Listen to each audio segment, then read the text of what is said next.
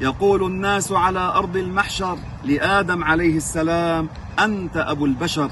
بسم الله والحمد لله وصلى الله وسلم على رسول الله.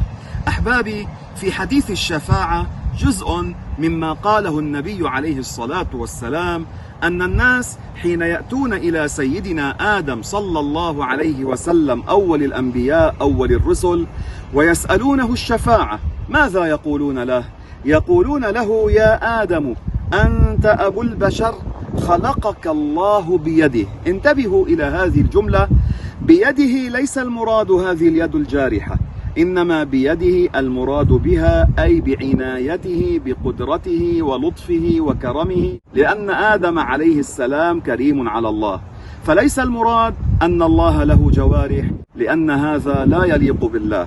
ثم تتمة هذا: ونفخ فيك من روحه. هنا انتبهوا، من روحه أي من الروح المشرفة عنده. هذا الحديث، هذا الجزء منه من جملة الأحاديث التي يقال لها متشابهات، كما في الآيات ترد إلى قول الله: ليس كمثله شيء. فليعرف يا أحباب، فإن الله تعالى ليس كمثله شيء.